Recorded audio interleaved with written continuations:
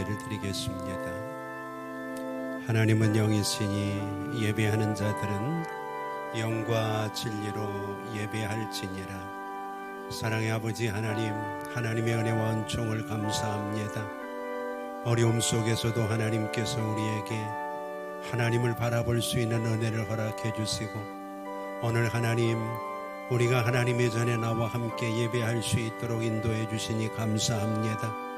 많이 기다렸고 소망했던 예배의 자리기에 오늘 우리의 감격도 크지만 하나님께서 우리를 바라보시는 하나님의 은혜와 은총과 축복도 클 것을 기대합니다. 하나님, 사랑하는 성도들의 지친 영혼들을 만져주시고 성도들의 마음속에 위로와 평안을 주시며 그들의 육체를 강건하게 하셔서 오늘 예배를 통하여 여호와를 앙망함으로 새 힘을 얻는 은혜가 있게 하여 주시옵시고, 특별히 성도들의 가정과 일터에 어려움들이 없게 하시고 성도들의 자녀와 가족이 건강하도록 우리 하나님 인도하여 주시옵소서. 이 땅의 어려움들이 속히 물러가게 하시고 하나님의 은혜 가운데 회복되어지는 역사가 사랑하는 성도들과 지역과 민족들 위해 충만하게 하옵소서. 오늘도 하나님 앞에 나와 함께 예배하지 못하고 영상으로 예배하는 형제들 어디 있든지 꼭 기억하여 주시고 하나님의 은혜와 은총으로 동일하게 축복하여 주시옵소서. 하나님께서 오늘도 우리 모두와 함께 하시고 우리의 예배를 꼭 받아주시기를 간절히 소망하오며 예수님의 이름으로 기도하옵나이다. 아멘.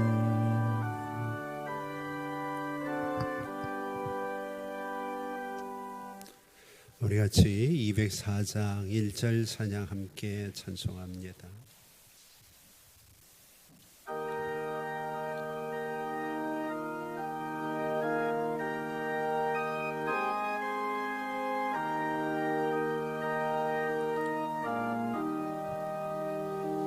주의 말씀 듣고서 준행하는 자는 반석 위에 떴다고 집을 지음 같아. 비가 오고 물나며 바람 부딪혀도 반석 위에 세운 집 무너지지 않네. 잘 짓고 잘 짓세, 우리 집 잘 짓세. 만세 반석 위에다 우리 집 잘 짓세. 우리 같이 사도신경으로 우리 신앙을 하나님께 고백합니다. 나는 전능하신 아버지 하나님 천지의 창조주를 믿습니다. 나는 그의 유일하신 아들 우리 주 예수 그리스도를 믿습니다.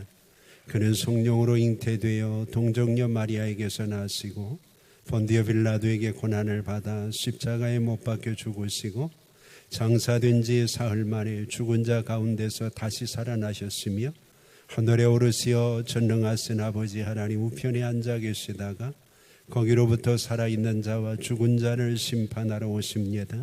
나는 성령을 믿으며 거룩한 공교회와 성도의 교제와 죄를 용서받는 것과 몸의 부활과 영생을 믿습니다. 아멘. 우리 438장 1절 찬양 드리면서 봉헌하겠습니다.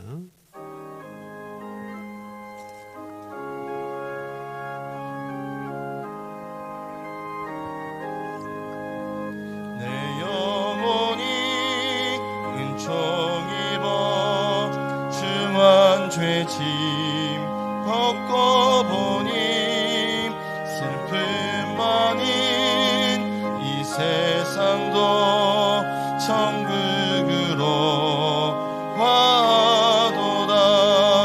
할렐루야 찬양하세. 내 모든 죄 사함받고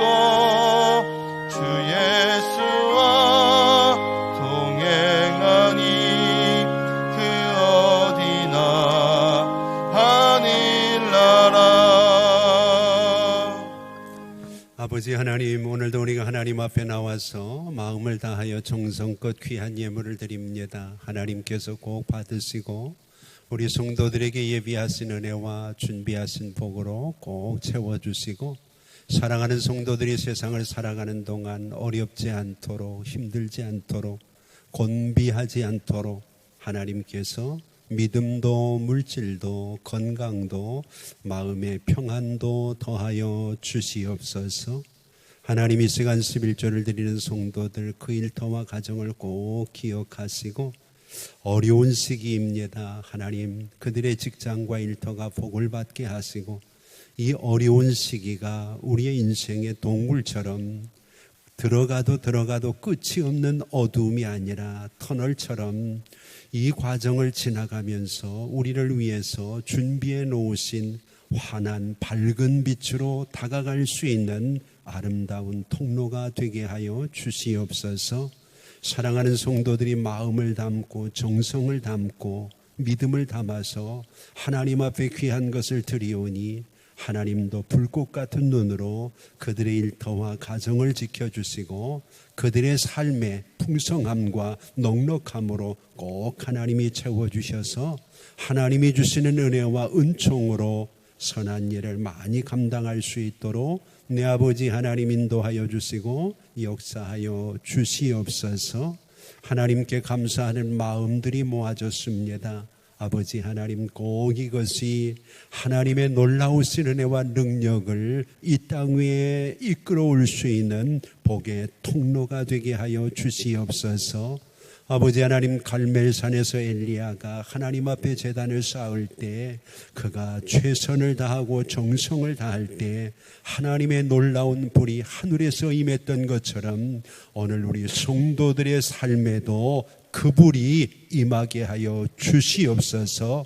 감사할 조건들이 늘어가게 하시고 감사의 내용들과 간증들이 풍성해지게 하시고 감사에 감사를 더할 수 있는 놀라운 은혜가 우리 성도들에게 꼭 있게 하여 주시옵소서. 하나님, 또한 선한 목적을 가지고 하나님께 헌신하는 형제들이 있습니다. 선교하고 구제하며 하나님의 역사를 이루고 하나님의 나라를 확장하기 원합니다. 우리도 이렇게 어렵고 힘든데 선교지와 또 선교사님들 얼마나 힘들고 어려운 가운데 버티고 있겠습니까? 하나님, 그들에게 힘이 되게 하시고 용기가 되게 하시고 물질뿐 아니라 우리의 마음과 기도와 정성도 함께 그들의 마음을 따뜻하게 할 수 있도록 도와주시옵소서. 아버지 하나님, 코로나가 계속되고 여러 가지 혼란한 일들로 인하여 사회적인 약자들이 더 힘들어지고 어렵습니다. 어려운 이웃들을 어려운 때에 돌아볼 수 있는 믿음과 마음도 우리 믿는 성도들에게 꼭 허락해 주시고 귀한 일에 동참하며 헌신하는 그 성도들이 복을 받고 그들이 하나님의 은혜와 축복을 꼭 누릴 수 있도록 인도하여 주시옵소서. 주일헌금을 드리며 성미를 드리며 또 어려운 이웃들을 생각하며 일용할 양식으로 헌신하는 사랑하는 성도들, 그 마음이 귀하고 아름다우니 하나님께서 기억하여 주시고 갚으시고 채우시고 꼭 은혜와 복으로 역사하여 주시옵소서. 오늘도 하나님 앞에 모여서 예배하는 성도들, 예배를 드리는 것 때문에 가정과 일터에서 어려움 당하지 않도록 하나님께서 건강으로 꼭 채워 주시옵소서. 하나님 아울러 사랑하는 성도들의 가정에는 평안함이 가득하게 하시고 하나님, 그동안 중단되었던 교육부서들의 예배들도 하나님 회복될 수 있는 은총을 꼭 허락해 주셔서 우리 자녀들 다음 세대들을 하나님 방치하고 방임하지 않도록 하나님 도와주시옵소서. 아울러 하나님, 오늘도 영상으로 참여 쓰고 수고하는 동역자들, 또 예배위원으로 헌신하는 성도들, 찬양하며 반주로 애쓰는 동역자들 모두의 마음들이 모아져서 하나님 앞에 온전한 예배를 드리게 되었습니다. 하나님께서 기억하시고 받으시고 축복하여 주시고 은혜와 은총으로 꼭 역사하여 주시옵소서. 하나님께서 오늘도 우리의 정성을 받으시고 우리에게 크신 은혜와 복으로 역사하여 주시기를 간절히 소망하오며 예수님의 이름으로 축복하며 기도하옵나이다. 아멘.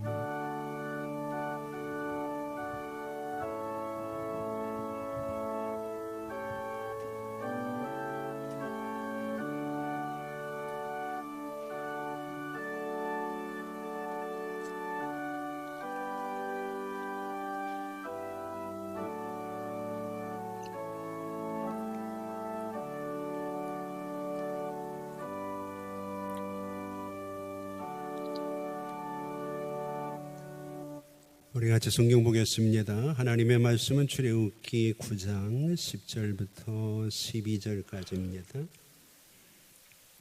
자신 줄 알고 봉독합니다. 출애굽기 9장 10절부터 12절입니다. 그들이 화덕의 재를 가지고 바로 앞에 서서 모세가 하늘을 향하여 날리니 사람과 짐승에게부터 악성 종기가 생기고 요술사들도 악성 종기로 말미암아 모세 앞에 서지 못하니 악성 종기가 요술사들로부터 애굽 모든 사람에게 생겼음이라. 그러나 여호와께서 바로의 마음을 완악하게 하셨으므로 그들의 말을 듣지 아니하였으니 여호와께서 모세에게 말씀하심과 같더라. 아멘. 오늘도 하나님의 은혜가 우리 모두에게 함께하기를 주의 이름으로 축복합니다. 많이 어렵고 힘든 가운데도 그래도 확진자들의 숫자가 줄어들고 사회적 거리두기가 1단계로 조정되면서 오늘 우리가 이렇게 하나님 앞에 나와 예배할 수 있는 아름다운 은혜가 있고 또 영적으로 숨통이 트일 수 있는 그런 은혜를 주신 것을 감사하고, 바라기는 더 확산되지 말고 이제는 조금씩이라도 풀려져서 우리가 마음껏 기도하고 찬양하고 예배하고 하나님 앞에서 이제 마스크를 벗고도 온전하게 예배할 수 있는 그런 날이 속히 오기를 간절히 기도합니다. 우리에게 주어진 여러 주간 동안 우리는 오늘 마지막 절에 있는 여호와께서 모세에게 말씀하심과 같더라, 이 말씀들을 연결시켜서 계속해서 우리가 함께 나누고 있습니다. 여호와께서 모세에게 말씀하신 그대로 모든 역사가 이루어지고 있다는 것을 우리가 이스라엘 백성들이 속해 있던 애굽 땅의 재앙들을 통해서 경험하고 같이 살펴보고 은혜를 나누고 있습니다.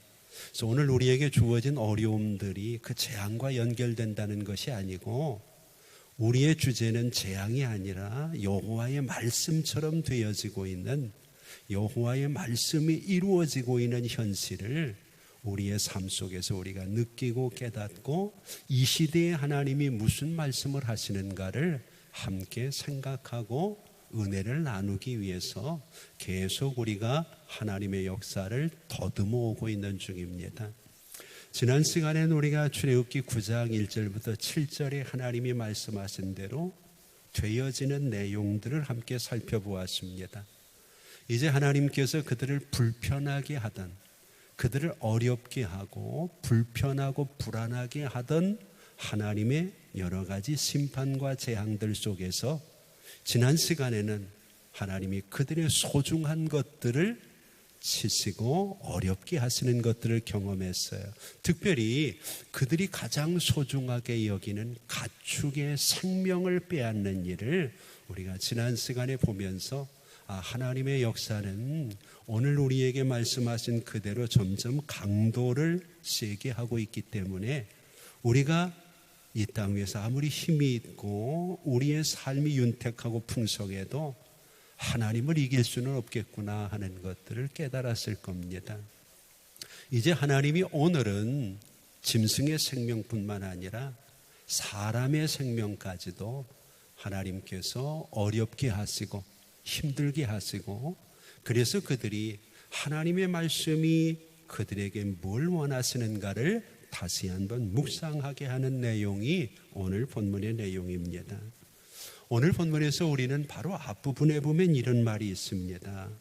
여호와께서 바로의 마음을 완악하게 하셨으므로 그들의 말을 듣지 아니하였다. 그들의 말을 듣지 않았다. 우리가 성경을 보면 에베소서 2장 8절에 우리가 은혜 받고 구원받는 과정을 이렇게 설명을 하거든요. 하나님의 은혜로 인하여 믿음으로 말미암아 구원을 받게 됐다고요. 그 일은 선한 일을 위해서라고 성경이 얘기를 하잖아요. 오늘 본문에 나와 있는 내용과 연결을 하면 은혜가 있기 때문에 우리가 믿음을 가진 거잖아요. 근데 오늘 본문에 보면 바로에게는 그 은혜가 없는 겁니다. 그래서 하나님이 그의 마음을 완악하게 했다는 것이 먼저가 되고, 그러니까 그가 믿음을 가질 수가 없는 거지. 오늘 우리도 하나님께서 이 어려움과 고난 속에서 우리의 마음을 완악하게 하시고 우리의 삶을 강팍하게 만들어 버리면 아무리 힘들고 어려워도 우리가 하나님의 음성을 듣고 하나님의 말씀에 귀 기울이지 않기 때문에 믿음은 들음에서 나오는데 우리가 믿음을 가질 수 없잖아요. 믿음을 갖지 못하면 이 자리에 나올 수도 없고 예배 드릴 수도 없고 구원을 받을 수도 없는 거잖아요. 내가 믿음이 좋아서가 아니라 하나님이 우리에게 은혜로 하나님이 역사하심으로 우리가 바로처럼 마음이 점점 완악해져서 하나님의 말씀을 듣지 않는 그런 사람이 되지 않고 이 시대를 통해 하나님이 뭘 말씀하시는가 들으려고 애쓰고 수고하는 마음을 가진 것, 이것 자체가 얼마나 귀하고 놀라운 일인지 모릅니다. 오늘 우리가 지난 시간에 그런 얘기를 했습니다. 이 모든 일을 주관하시는 것이 여호와의 손이라고 말입니다. 여호와의 손길이 미치는 곳에 은혜가 있고 여호와의 손길이 닿는 곳에 하나님의 축복과 풍성함이 있는 것처럼 오늘 이 시간 여러분들에게도 동일하게 그 손길이 보호와 은총과 치유와 회복의 손길로 임하시기를 소원합니다. 여호와의 손이 우리에게 심판과 징계와 저주의 손길로 임하게 되면 오늘 본문의 바로처럼 우리에게 은혜가 미치지 못하므로 아무리 우리가 귀를 가지고 있어도 바로가 그들의 말을 듣지 않았던 것처럼 정말 징그럽게 말을 안 듣습니다. 어떻게 그렇게 말을 듣지 않을 수가 있는지. 한 번, 두 번, 세 번 어려움을 당하면 웬만하면 사람이 말을 들을 수도 있잖아요. 근데 지금 6번째인데도 여전히 바로는 귀가 없어서가 아니라 들을 귀가 없어서 그가 누구의 말도 듣지 아니하므로 결국 계속 뛰어지는 어려움 속에서 무방비 상태가 되는 것을 우리는 바라보게 됩니다. 자, 오늘 본문에 보면 하나님이 6번째로 8절부터 11절, 12절까지의 내용 속에서 강조하는 것이 하나님께서 악성 종기를 통해서 하나님이 말 듣지 않는 귀를 가지고 있지만 그 귀가 들을 귀가 되지 못한 사람들을 하나님이 판단하시고 심판하시는 그런 모습을 보게 됩니다.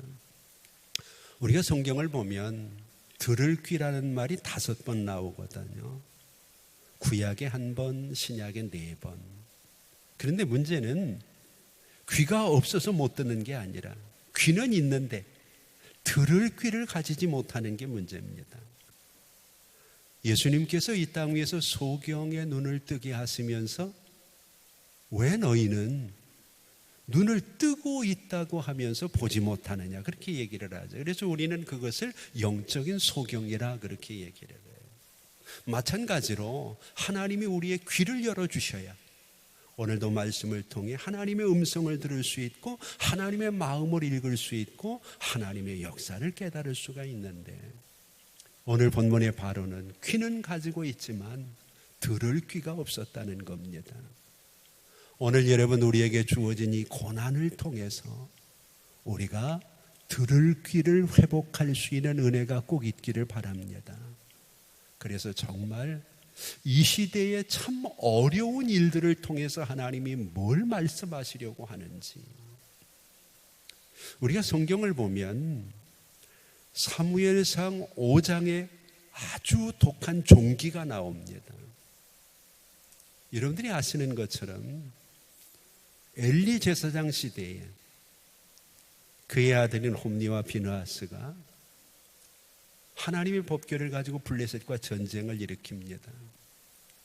그들은 법궤만 가지고 나가면 이기는 줄 알았어요. 우리로 얘기하면 경건의 모양은 있다는 거죠. 예배의 형식은 있고 신앙의 틀은 남아있다는 겁니다. 그런데 그 전쟁에서 그들이 지게 되고 하나님의 법궤를 빼앗기게 되는 것을 보게 되죠. 그래서 블레셋 사람들이 하나님의 법궤를 빼앗아 가지고 그들의 도시인 아스돗으로 갑니다. 그리고 그들의 신인 다곤 신전에 들어가서 그들이 섬기는 다곤 신 옆에 하나님의 법궤를 놓고 당신이 도와주셔서 우리가 이스라엘뿐만 아니라 그들을 통치하는 하나님까지 이겼습니다. 그래서 그 증거물로 그들이 하나님을 상징하는 법궤를 포로로 잡아왔습니다. 그리고 다곤 신전 옆에다가 그들이 여호와의 법궤를 놓게 되죠. 근데 사무엘상 5장 9절 말씀을 보면 여호와의 손이 아무도 도와주는 것이 없는데 그 다곤 신상 옆에 있던 그 법궤가 여호와의 손으로 상징되면서 심히 큰 환난을 그 성읍에 주셨다고 얘기를 합니다.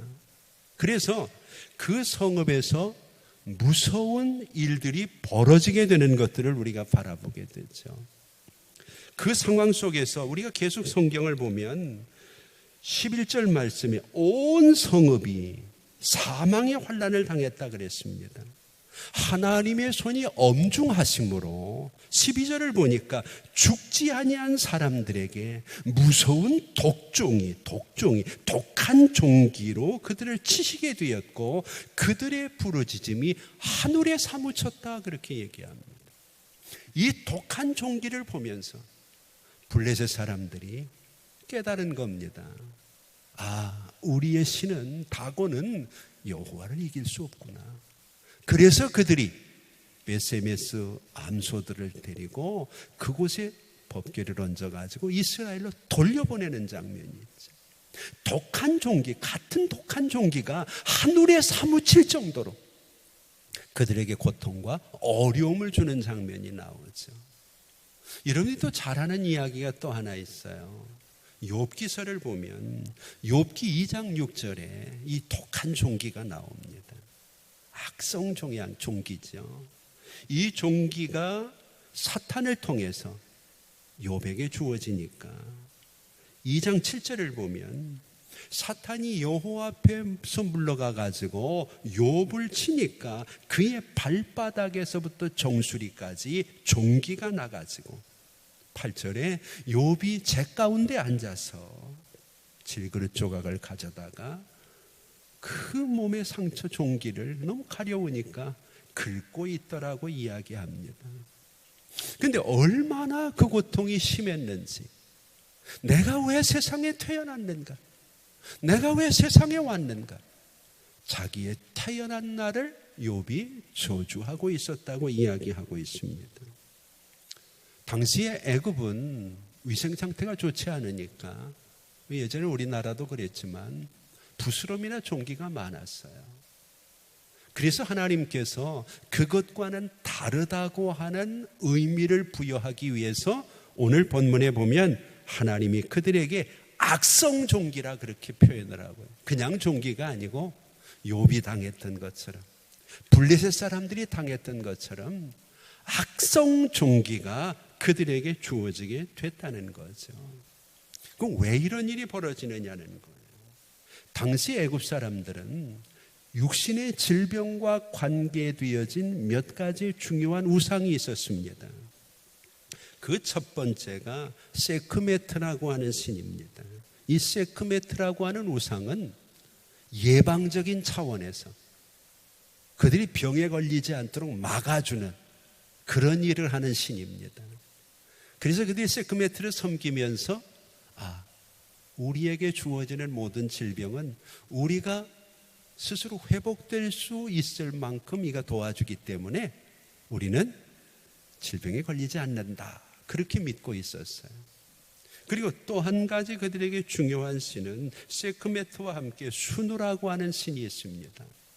이 우상은 일단 세크메트가 막지를 못해서 그들이 질병에 걸리게 되면 그 질병을 치유하는 그런 신입니다. 그래서 세크메트와 수누는 그들의 질병과 관계되어진 아주 중요한 신입니다. 그러니까 악성 종기가 그들에게 발하여 그들이 죽어가게 되면 세크메트가 그것을 예방하지 못한 게 되죠. 그리고 수누가 그들을 치료해야 되는데 치료하지 못하고 죽어가는 것이니 결국 그들이 섬기는 우상이 아무것도 아니라는 것을 지금 보여주고 있는 거죠. 오늘 우리에게 주어진 상황들이 우상을 숭배하고 잘못된 신앙을 가지는 것과 계속 연결되고 있다는 것을 우리가 기억하면 오늘 하나님께서 본문을 통해서 우리에게 뭘 말씀하시려고 하는지를 이해하는 게 쉬워질 수 있다는 거죠.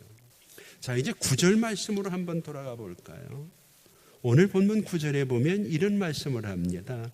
그 재가 애굽 온 땅에 티끌이 되어 애굽 온 땅의 사람과 짐승에게 붙어서 악성 종기가 생기더라 그랬어요. 이 재가 무슨 재냐는 거예요. 그냥 하나님이 악성 종기가 생기게 한 게 아니라 그 재가 그렇게 했다는 거예요.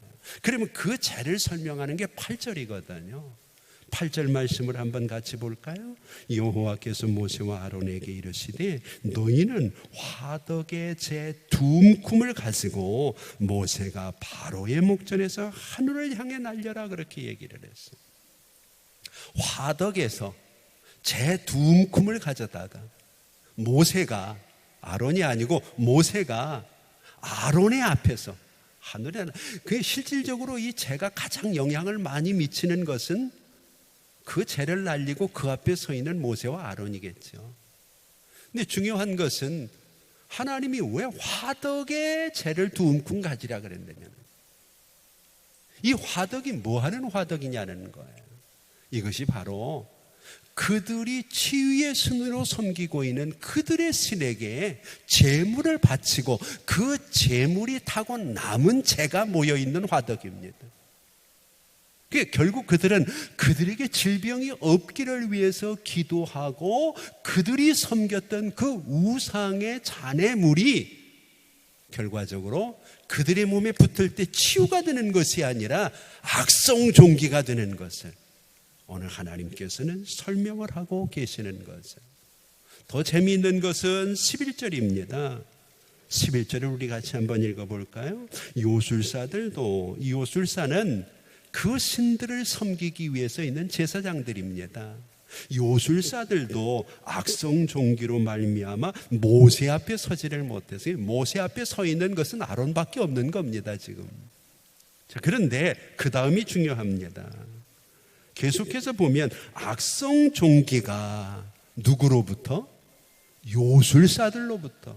이게 중요한 거예요. 화덕에서 그들의 우상에게 드렸던 번제물의 잔재인 우상의 재가 사람에게 붙어서 그것이 종기가 되는데 그 붙은 사람들이 바로 그 우상을 섬기던 요술사들이라는 거죠.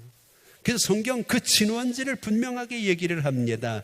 요술사들로부터 시작을 했어요. 오늘 여러분 우리가 이 땅 위에서 하나님께서 그냥 아무렇게나 하나님의 역사를 진행하는 것이 아니라는 것을 너무 명백하게 볼 수 있죠. 11절을 잘 보세요. 요술사들로부터 애굽 모든 사람이, 거기 아론도 서 있고 모세도 서 있는데 그들 다 빼놓고 애굽 모든 사람, 애굽 모든 사람에게 이 죄가 악성 종기로 그들을 어렵게 하고 힘들게 하는 것들을 바라보게 됩니다. 오늘 여러분 우리에게 주어지는 어려움이 있다면 그 원인이 어디인지를 봐야 됩니다. 그 문제를 시작하는 화덕이 내 신앙이나 내 삶의 어디인지, 그것을 처음 시작하게 하는 요술사가 과연 누구인지. 지난 시간에도 말씀을 드린 것처럼 항상 우리가 성경을 읽을 때 오해를 하지 말아야 되는 부분이 나는 모세 편이고 다른 사람은 바로 편이라고 생각하면 안 된다는 거죠. 나도 바로처럼 살고 있다면 하나님께서 바로를 보여주시면서 내가 깨닫고 하나님 앞에 돌아서서 모세처럼 살아가기를 원하시는 하나님의 음성을 들을 수 있어야지. 항상 나는 거룩하고 나는 좋은 신앙을 가지고 있고 나는 잘못한 게 없고 나는 언제나 믿음이 좋고 그렇기 때문에 하나님은 내 편이고 이러다 보면 우리는 어려움을 통해서도 바로처럼 변화되거나 달라지는 것을 기대하기가 대단히 어려워질 수 있다는 거죠. 여러분 꼭 기억할 것은요, 에레미야서 30장 17절을 보면 여호와 하나님이 직접 말씀하십니다. 나는 너희를 치료하는 여호와라. 이 땅 위에서 어떤 우상도 우리를 치료할 수는 없습니다. 여러분 의사도 그렇잖아요. 오늘 우리에게 주어진 약들도 그렇고요. 결국 우리를 회복시키는 것은 하나님이시잖아요. 수술을 하고 잘라내는 일들은 의사가 할 수 있어요. 진단을 하고 그것을 회복시키기 위해서 약을 쓰고 처방은 해요. 그러나 그들이 공통적으로 하는 얘기는 뭔가요? 같은 약을 쓰고 같은 환경에 노출되어 있지만 회복되는 사람이 있고 그렇지 않은 사람이 있잖아요. 기다려보자는 거죠. 오늘 하나님은 우리에게 자신은 기다려보는 하나님이 아니라 직접 회복시키시고 치료하는 하나님이라는 것을 꼭 기억하고, 여러분 귀가 있다고 다 듣는 것이 아니고 이 어려운 시대에 코로나를 통해서 우리에게 주어지는 어려움 속에서 하나님의 음성을 듣고 하나님의 마음을 읽고 하나님의 뜻을 깨달아서 믿음이 더 성장하는 성도가 있는가 하면 이것 때문에 위축되고 믿음이 떨어지고 거의 세상처럼 되어버리는 이런 안타까운 현실도 오늘 우리에게는 분명히 있다는 것을 잊어서는 안 된다는 거죠. 자, 그러면 이런 생각을 해보죠. 왜 바로는 귀가 있는데 그렇게 못 들었을까? 안 들었을까? 오늘 성경을 보면 그 이유가 몇 가지 명백하게 나옵니다. 첫째로 중요한 것은요, 그의 격이 떨어지기 때문에 그래요. 여러분 모든 것은 격이라는 게 있어요. 그래서 이것을 우리가 다른 말로는 품격이라고 얘기를 하죠. 이 땅의 죄악이나 이 땅에 되어진 모든 상황들이 잘못되어지고 꼬이는 것은 한 가지 이유 때문에 그래요. 격을 잃어버리기 때문에. 여러분 천사가 왜 사탄이 됐나요? 자신의 위치, 자신의 분수를 잃어버리고 하나님처럼 되려고 하다. 그렇지 않나요? 아담이 왜 하와와 함께 에덴 선악과를 따먹고 실패하나요? 사탄이 그게 결정적인 얘기를 했거든요. 이것을 먹으면 하나님처럼 된다는 거예요. 오늘 이 시대를 살아가면서 많은 사람들이 자기의 품격을 넘어서 하나님처럼 되려고 해요. 요즘 여러분 TV나 아니면 미디어를 보면 가수건, 요리사건, 어떤 방면에 뛰어난 사람이건 꼭 뒤에다가 신이라는 이름을 붙여요. 그죠? 무슨 신, 무슨 여신 우리 많이 신자들은 좀 생각을 해봐야 될 부분 아닌가 싶어요.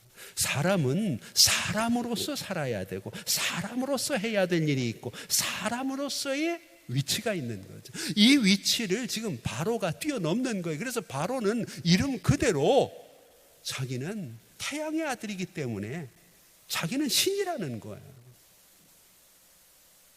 자기가 신인데 누구의 얘기를 듣겠어요? 사람에게는 저마다 인격이라는 게 있어요.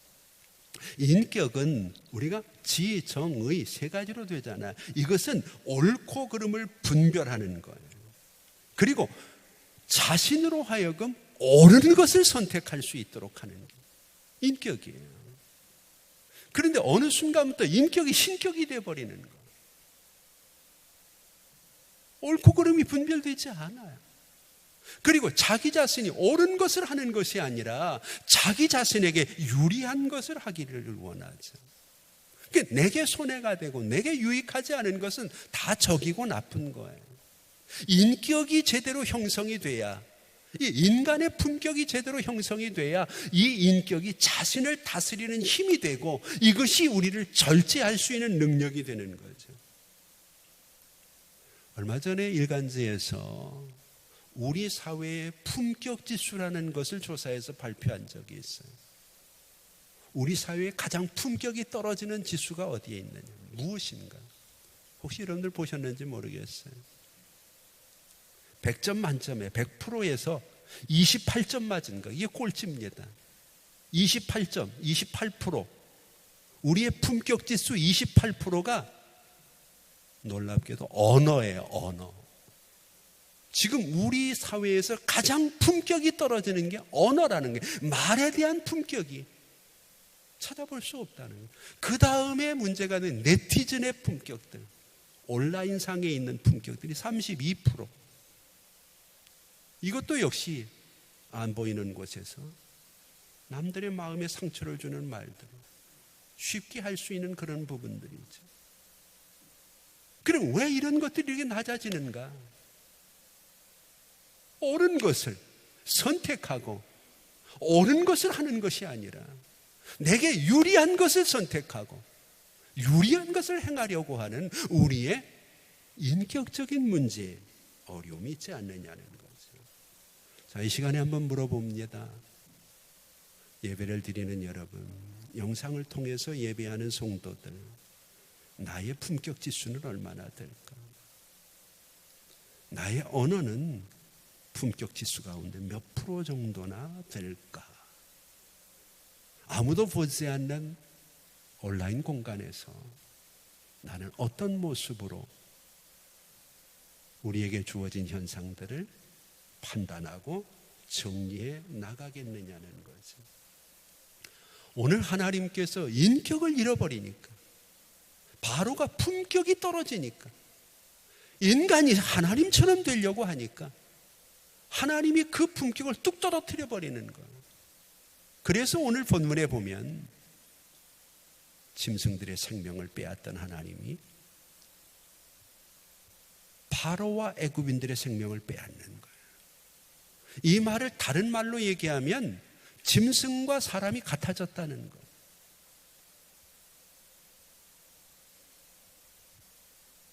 짐승의 생명만 빼앗던 하나님이 거기서 돌아서지 않고 그 스스로의 품격을 지키지 못하니까 이제는 그들의 생명을, 짐승의 생명 똑같이 빼앗아 버리는 거예요. 여러분, 우리가 세상을 살아가면서요, 사람이 인격을 잃어버리면 짐승보다 더 악해집니다. 그래서 우리는 욕을 할 때 오해는 하지 마시고요, 정말 나쁜 사람을 짐승만도 못한 놈이라, 짐승만도 못한. 이게 그냥 나온 얘기가 아닌 것 같아요. 오늘 그래도 하나님은 바로를 그가 가지고 있는 품격에서, 하나님은 그에게 은혜를 베풀고 그에게 하나님의 역사를 조금이라도 경험하게 하고 은총을 입게 하려고 얼마나 애를 써요. 한 번, 두 번, 세 번, 네 번, 다섯 번, 6번 아니에요. 그만하면 들을만 한데 오늘 우리에게 얼마나 더 어려움이 있고 얼마나 더 힘든 일이 있으면 우리가 손발 들고 우리는 인간이고 우리의 문제는 하나님밖에 해결할 수 없다는 고백을 할 수 있을까요? 우리가 성경의 역사를 보면은요, 사람이 짐승보다 나은 이유가 있어요. 사람이 짐승보다 나은 이유는 한 가지예요. 하나님의 형상이 우리에게 부여됐다는 거예요. 믿습니까? 성경이 같은 날, 6째 날 짐승과 사람을 같이 만들었어요. 여러분, 성경을 보면은요, 짐승도 흙으로 빚었어요. 사람도 흙으로 빚었어요. 그런데 똑같이 흙으로 빚은 사람에게는 그 코에 생기를 불어넣고 생명이 되게 함으로 하나님의 형상을 입게 했어요. 이게 짐승과 다른 점이에요. 그래서 우리는 하나님의 형상을 입었기 때문에 이후에 하나님이 계시는 그 나라에서 하나님을 만나고 영원한 천국에서 영생을 누릴 수 있게 되는 거죠. 하나님의 형상을 입은 우리들에게 하나님은 두 가지를 주셨어요. 하나는 하나님이 계신 영원한 나라, 영원을 사모하는 마음을 주셨어요. 그래서 사람은 누구나 믿는 사람이든 안 믿는 사람이든 죽은 다음에 관심이 많아요. 항상 사람에게는, 하나님의 형상을 입은 사람에게는 하나님이 영혼을 사모하는 마음을 주셨기 때문에. 또 한 가지 하나님이 주신 게 있어요. 그게 선한 양심이라는 거. 하나님의 형상을 입은 사람에게는 짐승과는 다르게, 짐승이 뭐 선한 일을 하기도 하겠죠. 그러나 그것이 그들에게 주어진 마음일 수는 없죠. 하나님이 우리에게 주신 선한 양심은 우리 안에 있어요. 그런데 이 선한 양심은 하나님이 주셨기 때문에 늘 하나님 편이 내 편이 아닙니다. 내 속에 있지만 하나님 편입니다. 그래서 내가 죄를 짓고 내가 하나님이 원치 않는 일을 하게 되면 이 양심은 하나님 편에서 우리에게 경고를 합니다. 그래서 마음이 불안해지고 두근거리고 두렵고 나쁜 짓을 하면 사방을 둘러보게 되고, 이 모든 것들이 우리 속에 있는 하나님의 편인 선한 양심 때문에 그래요. 근데 문제는 악한 일을 자꾸 하다 보면 이 양심이 눈을 감아버려요. 그래서 성경은 이것을 양심이 화인 맞은 자라고 얘기를 하죠.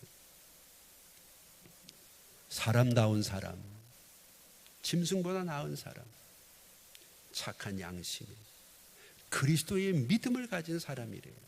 근데 오늘 본문의 바로가 그 품격을 짐승 수준으로 떨어뜨려 버리고, 오늘 여러분 우리에게 주어진 사회 현상을 보세요. 정치, 사회, 경제, 문화 모든 부분에서 왜 자꾸 인간이 가지고 있는 하나님의 형상의 품격을 떨어뜨리느냐는 말이에요. 떨어뜨림으로 인해서 사회 문제가 생기고, 떨어뜨림으로 인해서 서로 이기적인 생각들, 이기적인 판단들, 이기적인 욕망들, 이기적인 언어들이 우리의 마음을 얼마나 아프게 하나요? 내 편이 아니면 옳은 거 필요 없어요. 내 사람이면 아무리 틀려도 감싸요.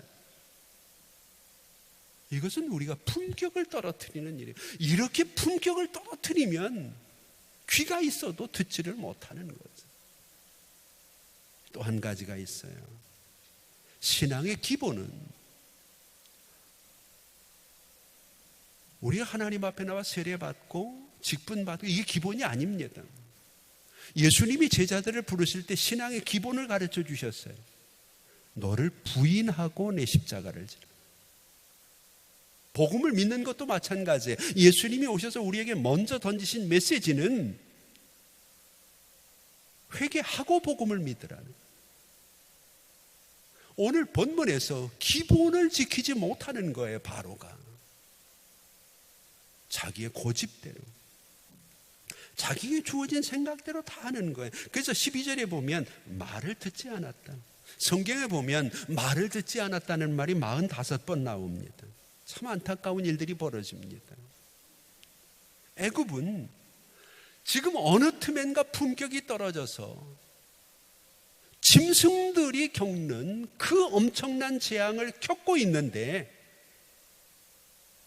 그걸 통해서 여전히 하나님의 음성을 듣지 못함으로 기본으로 돌아가질 못하는 거예요. 우리도 마찬가지입니다.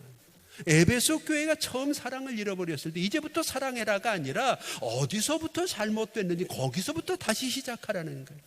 우리도 이 코로나라고 하는 위험과 어려움 속에서 우리의 신앙, 우리의 삶, 우리의 사회, 우리의 가지고 있는 하나님과의 관계가 어디서부터 비뚤어지기 시작했는지를 돌아보고 거기서부터 다시 시작할 때 우리의 삶 속에 가장 큰 방해가 되는 것이 고집이라는 거예요. 고집은 자의식에서 나오거든. 내가 결정해 놓고 내가 쌓아놓은 성 안에서 우리는 우리 스스로 탈출하지를 못해요. 헤겔이라는 사람은 이런 얘기를 했어요. 마음의 문을 여는 손잡이는 바깥쪽에 있지 않고 안쪽에 있다. 요한계시록 23장 20절에도 예수님이 우리의 마음의 문을 두드리면서 문 열어달라 그러잖아요. 바깥에 자물쇠가 있는 거 아니고 손잡이가 있는 거 아니고 안에서 열어야만 되는 거거든. 그런데 오늘 본문의 바로는 문을 안 여는 거예요. 오늘 여러분들은 어때요? 코로나 지나가면 다시 옛날의 일상으로 돌아가서 또 뭐 하시려고요? 하나님이 이것을 통해서 우리에게 너를 부인하고 너 자신을 부인하고 내 십자가를 지어야 되는 가장 기본적인 부분, 그동안 내가 고집스럽게 주장했던 것들 한번 돌아보고 무너뜨려야 되지 않겠느냐고 이야기하는 것 아닌가요?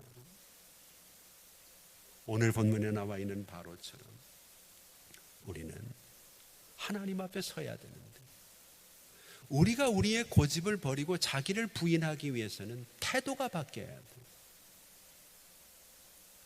말씀을 대하는 태도, 예배를 드리는 태도, 어려운 사람을 대하는 태도, 내 사명을 감당하는 태도가 안 바뀌면 내 고집을 버릴 수 없어요. 여러분, 운동선수들은 폼을 중요하게 여기잖아요.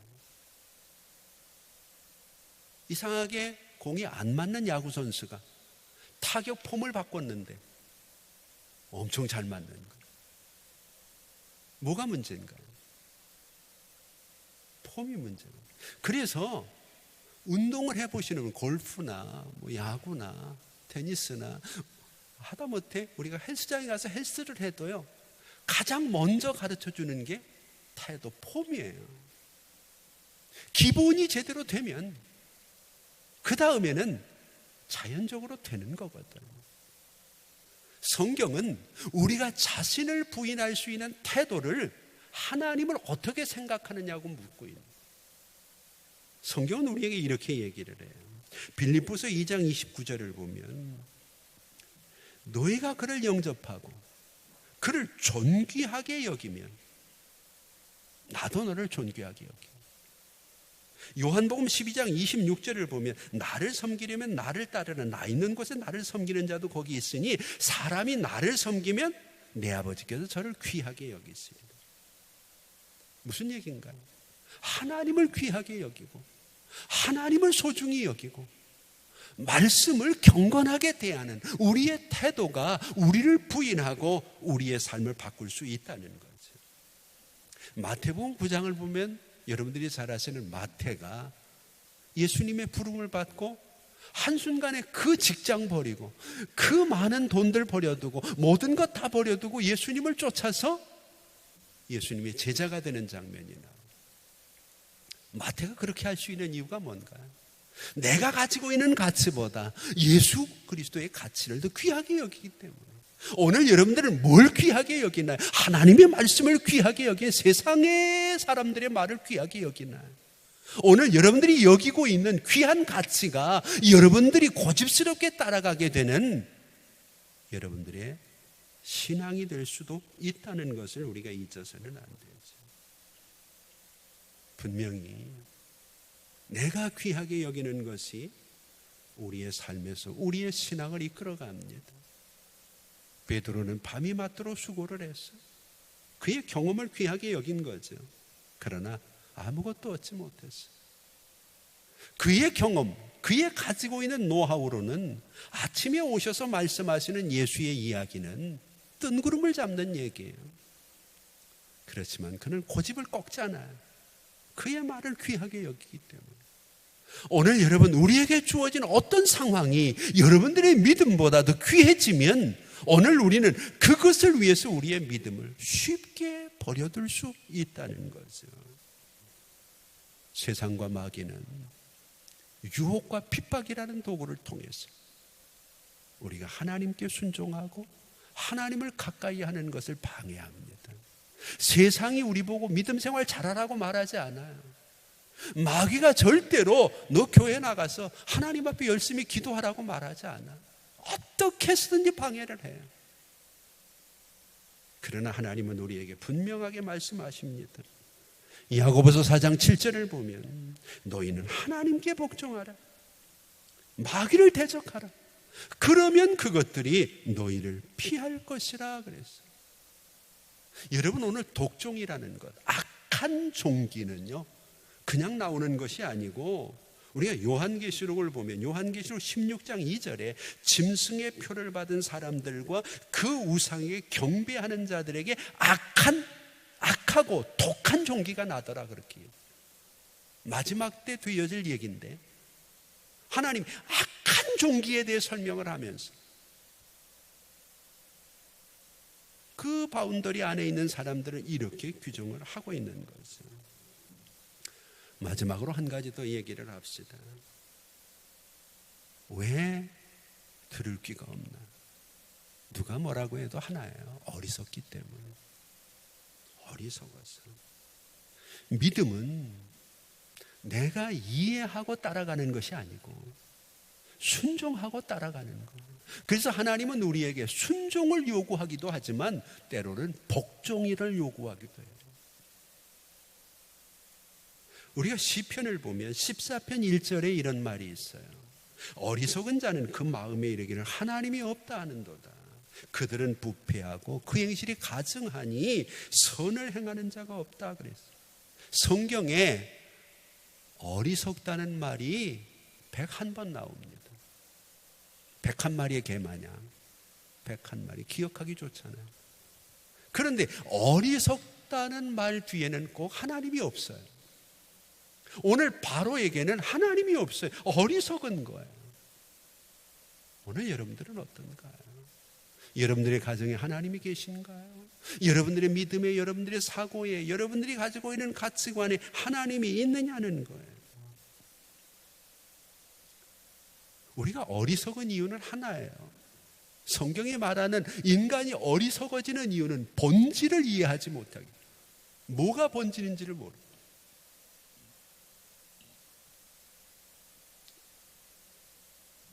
여러분, 우리가 과일을 먹으면서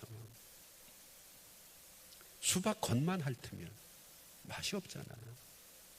그렇다고 버리겠어요? 그렇지 않잖아요.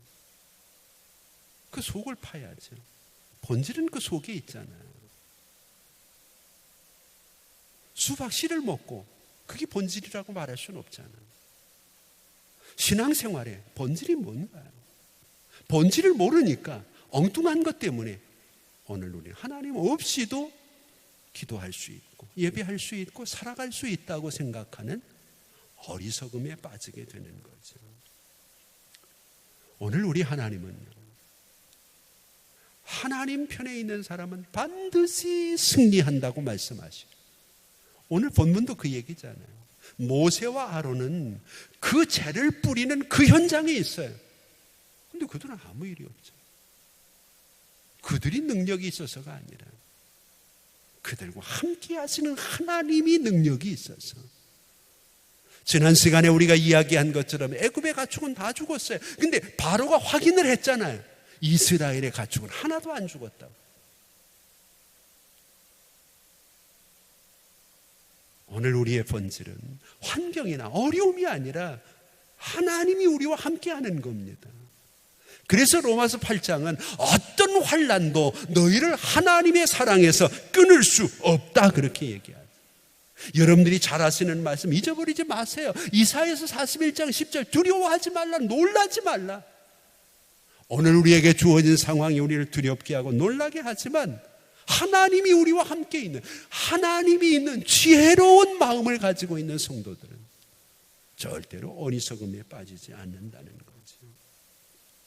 하나님께서 이스라엘을 광야로 돌리신 이유도 에레미야서 29장 11절을 보면 내 생각을 내가 아는데 재앙이 아니라 평안이고 장래 너희에게 소망을 주려 함이라고 이야기하면서 신명기 8장 2절을 보면 너를 낮추고 겸손하게 해서 하나님이 우리를 귀하게 쓰시게 하기 위해서. 오늘 이제 여러분, 코로나의 한가운데 우리는 서 있습니다. 돌아갈 수도 없고 앞으로 어떤 일이 벌어질지 우리는 상상도 못합니다. 그러나 사망의 엄침한 골짜기 속에도 주께서 나와 함께 계심으로 내가 이 어려운 인생 여정을 무난히 마칠 것을 믿으시기 바랍니다. 어떤 일이 있더라도 우리 신앙인의 품격은 떨어뜨리지 맙시다. 품격이 떨어지면 짐승처럼 되어질 수밖에 없다는 것을 하나님이 우리에게 보여주고 계시잖아요. 또 한 가지, 우리의 삶 속에서 아무리 힘들고 어려워도 우리가 어떤 상황 속에서도 하나님을 바라보면서 우리의 삶 속에서 고집을 버리는 신앙을 회복합시다. 이렇게 하나님이 이 세상을 흔드는데 그래도 옛날로만 돌아가면 좋겠다고 생각하면 안 되잖아요. 하나님이 그보다 나으라고 흔드시는 거잖아요. 예전에 애굽만 생각하고 그때 먹던 것들을 그리워하면 이스라엘과 달라질 게 없어요.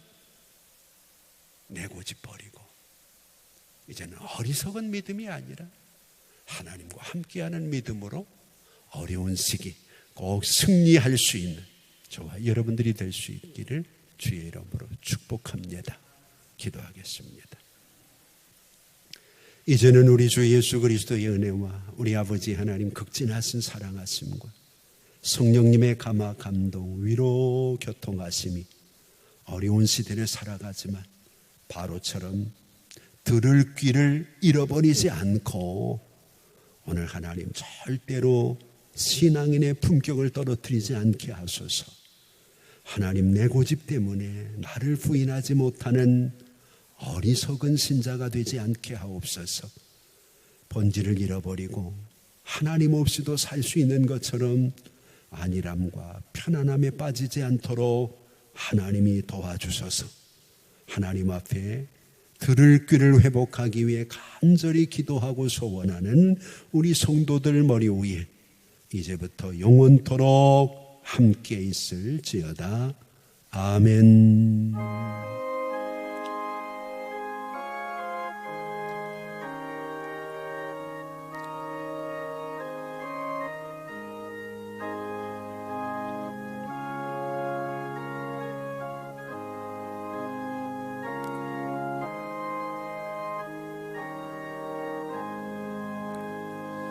오늘도 하나님의 은혜가 귀합니다.